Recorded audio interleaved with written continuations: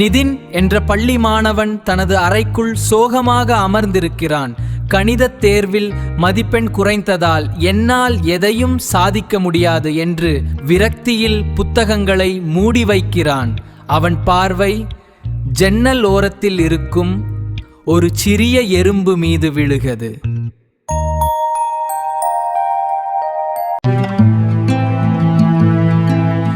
எறும்பின் பெரும் முயற்சி. அந்த எறும்பு தன்னை விட பெரிய ஒரு பிஸ்கட் துண்டை சுமந்து கொண்டு செங்குத்தான சுவரில் ஏற முயல்கிறது.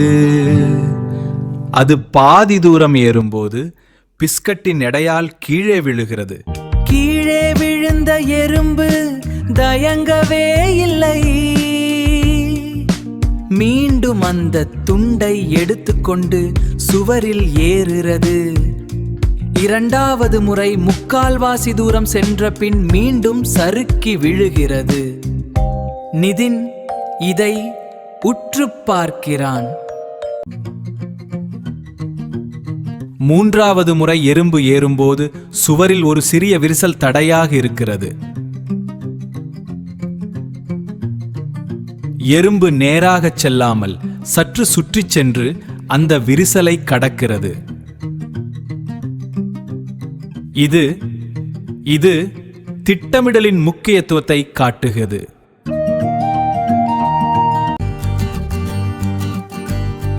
பலமுறை விழுந்தும் பல தடைகளை சந்தித்த பின்பும் இறுதியில் அந்த எறும்பு சுவரின் உச்சியில் இருக்கும் தன் கூட்டிற்கு அந்த பிஸ்கட் துண்டை வெற்றிகரமாக கொண்டு சேர்க்கிறது. இதை பார்த்த நிதின் வியந்து போகிறான். ஒரு சிறிய எறும்பால் இத்தனை முறை விழுந்தும் மீண்டும் எழுந்து தன் இலக்கை அடைய முடியும் போது என்னால் ஏன் முடியாது? நிதின் மீண்டும் தன் புத்தகங்களை எடுக்கிறான். பயத்தை தூக்கி எறிந்துவிட்டு புரியாத கணக்குகளை திரும்ப திரும்ப பார்க்க தொடங்குகிறான். எறும்பின் விடாமுயற்சி அவனுக்கு மிகப்பெரிய பாடமாக அமைகிறது. கதையின் நீதி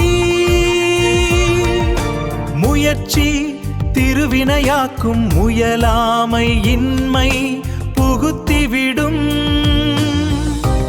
எத்தனை முறை விழுகிறோம் என்பது முக்கியமல்ல, ஒவ்வொரு முறையும் எவ்வளவு வேகமாக எழுந்திருக்கிறோம் என்பதே வெற்றியை தீர்மானிக்கும்.